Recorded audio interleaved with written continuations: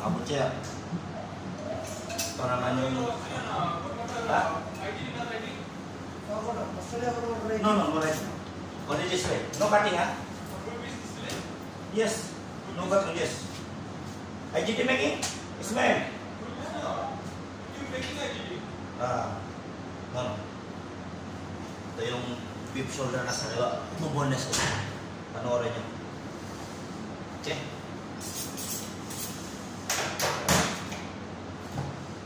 Didibon ko ito lahat.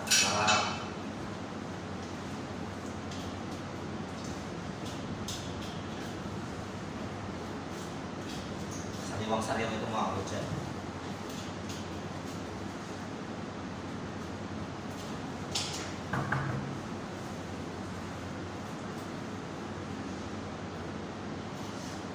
Kaya manood lang kayo mga kutsa. Ganito lang trabaho namin dito.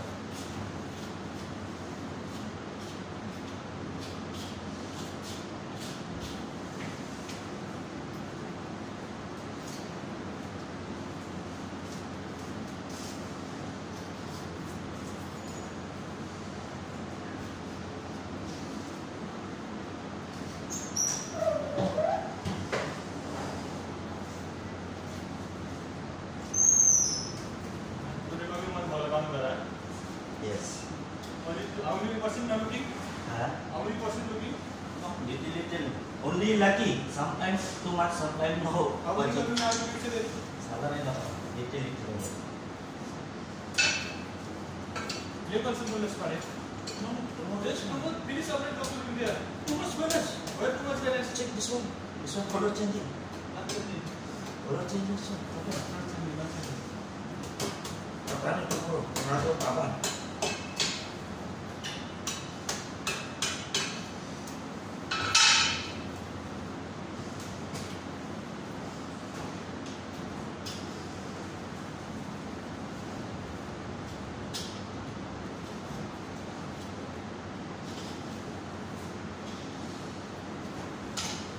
Ganyan lang yung mag-dibon mga kabutsa.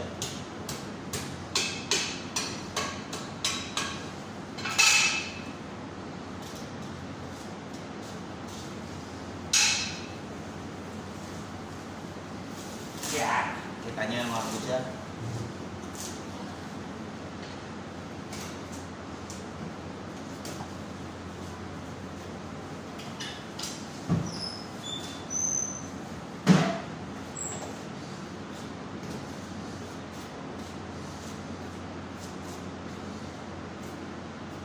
Yan.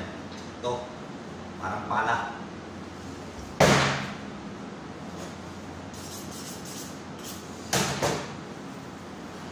Yung matagal-tagal lang pag hindi ka sanay talaga mag-boneless. Hindi kasi araw-araw mag-boneless mga kabutsa.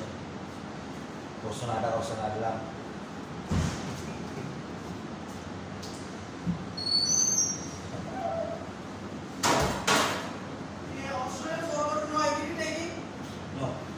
Then no.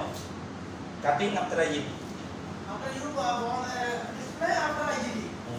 Boneless after IGD main.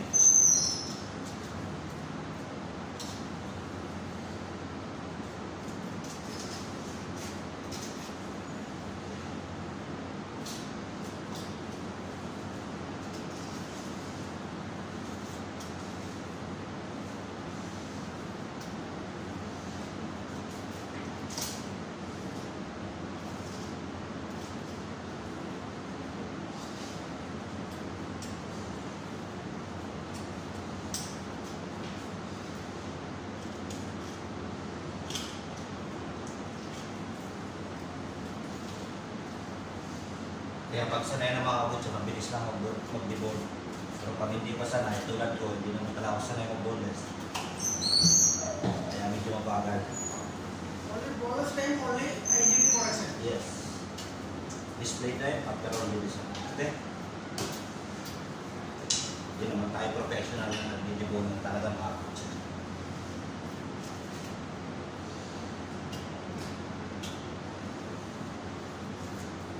Marunong na tayo, parang basic lang yung mga kabutsa. Basic na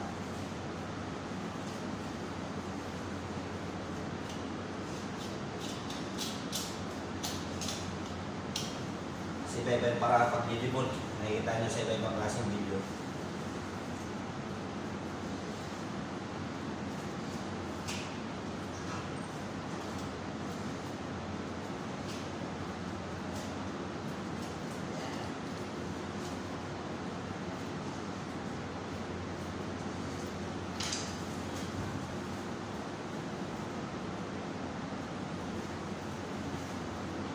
Kaya, pag sanay na kayo, okay lang mga good sir. Ito naman, medyo sanay lang. Makakasa na lang ng kamay para hindi ka napapagod. Kaya, yun. Ito na, dibon na natin mga good ito.